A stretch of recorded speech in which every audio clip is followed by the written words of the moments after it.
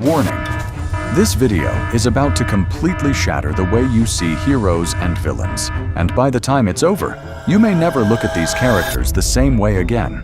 The smiling demon everyone loves was once a serial killer. The Princess of Hell believes even the worst souls deserve a second chance. The devil may be the most human father in the entire story. And the funniest demon in the room is hiding a tragedy no one else can see. In Hazbin Hotel, monsters aren't defined by where they live.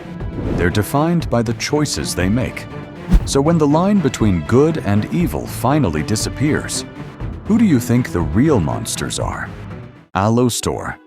He calls himself the Radio Demon, and the name isn't decoration. Static clings to his voice like a second skin, proof that everything he says has been filtered, edited, performed. Long before anyone understood what he was, they understood what he wasn't. Predictable. He offers deals wrapped in charm, contracts sealed with a smile that never reaches concern for anyone but himself. That smile is the point. It hides an appetite most demons learn to fear without ever seeing its true shape. His era echoes the golden age of radio, when a warm voice could shape a nation without touching a weapon. Control doesn't always look like violence. Sometimes it sounds like entertainment. His smile was never kindness. It was camouflage. Charlie Morningstar.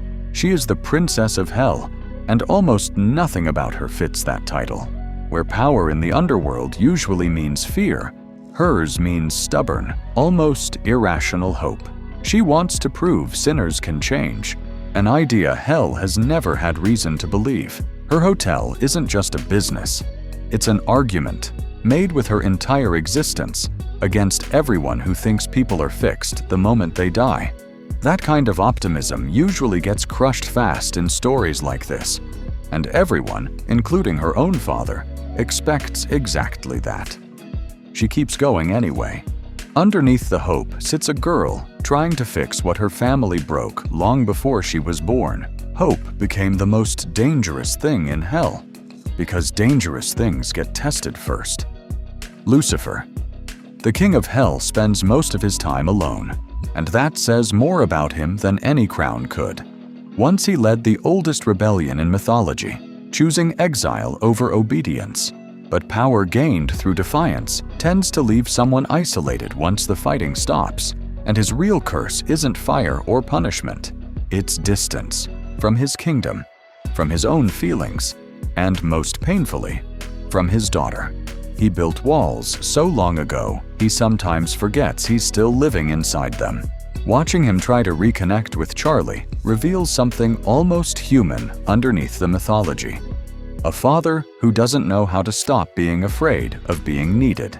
Even the being who once defied heaven couldn't defy the quiet of an empty throne room. Angel dust.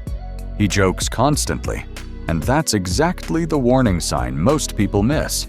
Comedy for him isn't just personality. It's armor built over years of being treated as property rather than a person. Bound by contract to a powerful overlord, he exists inside a version of hell built to profit from him, where his worth is measured by how well he performs for someone else's benefit. That setup mirrors something real: industries that exploit charisma while offering nothing resembling freedom in return. His humor keeps the horror at arm's length, for himself and for the audience watching. But every so often, a crack shows, and the joke stops being funny and starts being tragic. Underneath every laugh was a cage nobody else could see. Husk. Once, he held real power in hell, the kind other demons feared. Now he pours drinks behind a bar, sarcastic and half-checked out, bound to serve someone who used to be his equal. That fall didn't happen through one dramatic betrayal.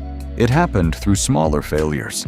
The kind gambling addiction quietly produces one bad decision at a time. His bitterness isn't just personality, it's grief for a version of himself he can't get back.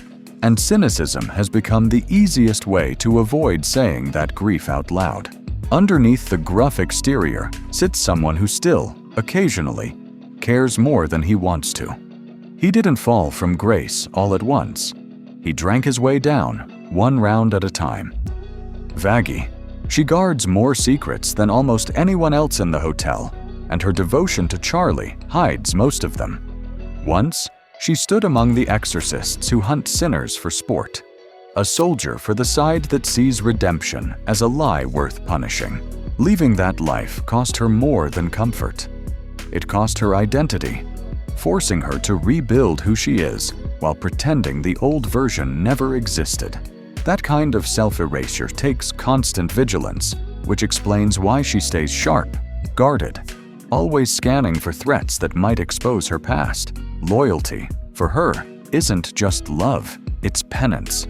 Proof she deserves the second chance she quietly stole for herself. She protects Charlie's hope, like it's the only evidence people can actually change. Sir Pentious. He arrives looking like comic relief, a snake demon obsessed with elaborate machines that rarely work as intended. That first impression is deliberate misdirection. Underneath the theatrical villainy sits a demon desperate to matter, to be taken seriously by a world that keeps laughing at his failures instead of fearing them. Serpents carry heavy symbolic weight across mythology, tied to temptation, cunning, transformation, and his arc leans into that last meaning more than people expect. Every scheme he builds is really a plea for relevance, an attempt to prove his existence adds up to something. When recognition finally comes, it arrives through sacrifice rather than conquest. He spent his whole afterlife building machines to be remembered, then found it through one selfless choice instead. Vox. Screens surround him the way silence surrounds other demons, because attention is the only currency he actually trusts. As an overlord built around broadcast technology, he treats visibility itself as a weapon, chasing relevance the way older power structures once chased territory. His rivalry with Alastor isn't really about dominance. It's about which version of influence wins, old-fashioned charisma or modern media saturation. A tension that feels uncomfortably familiar outside the story, too. Vanity, for him, isn't a flaw hiding underneath ambition. It is the ambition, dressed up as progress. Every upgrade he chases repeats the same anxiety, the fear of becoming obsolete the moment someone newer shows up. He didn't fear being feared. He feared being forgotten.